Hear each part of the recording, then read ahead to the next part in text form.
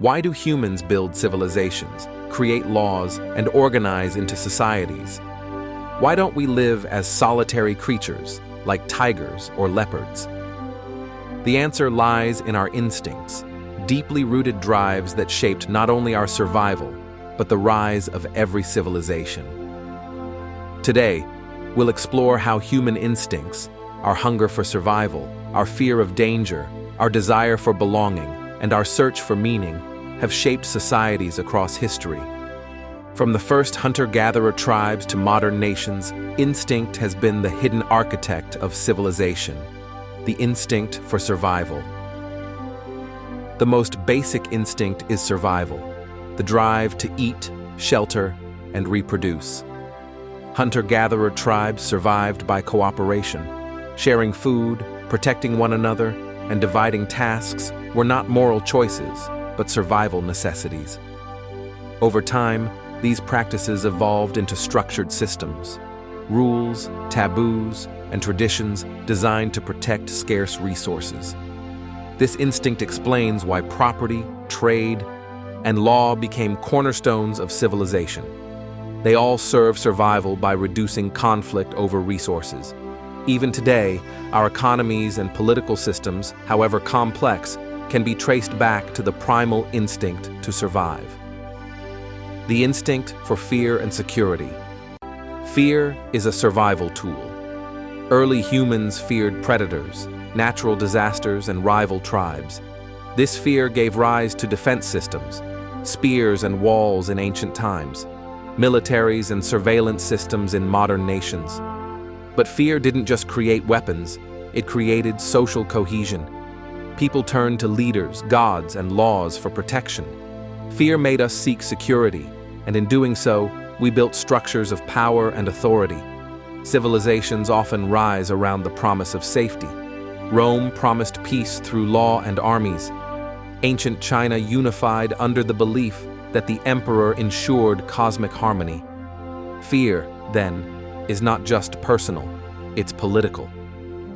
The instinct for belonging. Humans are social animals. Unlike solitary predators, our survival depends on groups.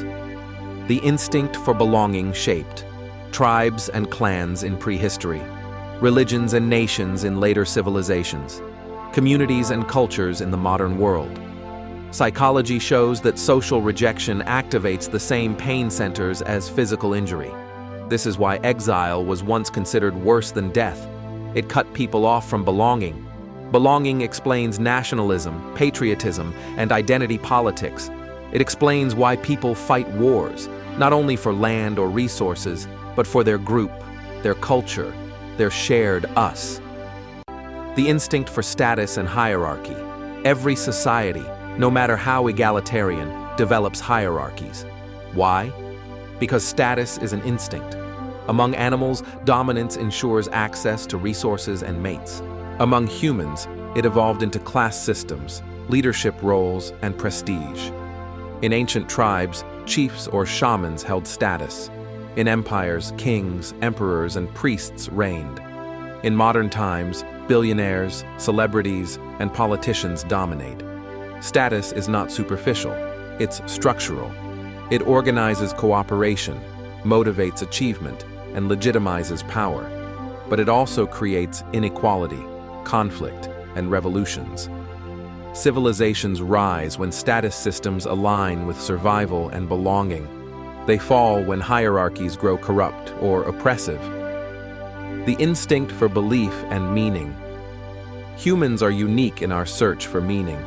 Other animals survive, but humans ask, why are we here? This instinct gave rise to religion, explaining mysteries of life and death. Philosophy, seeking truth and ethics.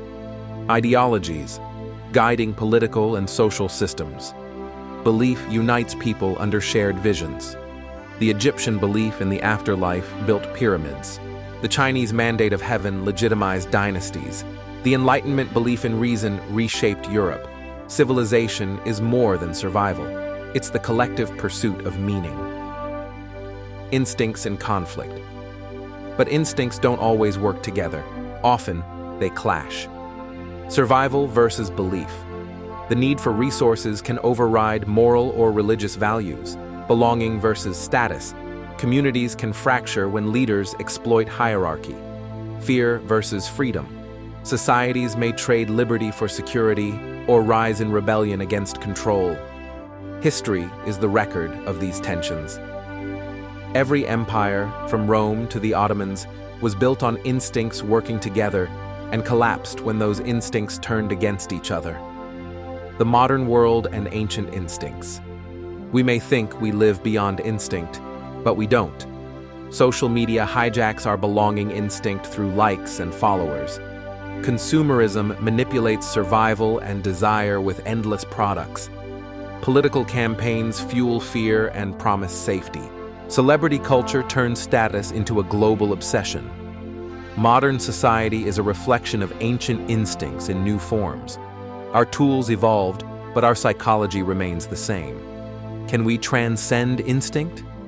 The final question: are we prisoners of instinct, or can we rise above it? History suggests we can shape, but not escape, instinct. Laws restrain fear and violence. Education expands belonging beyond tribes to nations and even humanity itself. Science and philosophy offer meaning without myth. Perhaps the next stage of civilization depends on whether we can redefine our instincts, turn fear into wisdom, belonging into compassion, and status into service.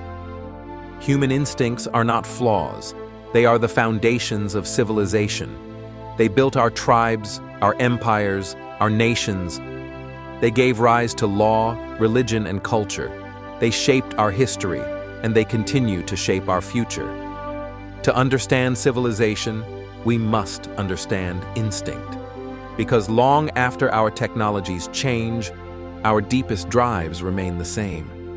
If this journey into the instincts of human nature gave you something new to think about, don't forget to like, subscribe to Timeless Questions, and comment below. Which instinct do you think shapes society the most? Survival, fear, belonging, status, or belief? And stay tuned for the next episode in our Human Nature series.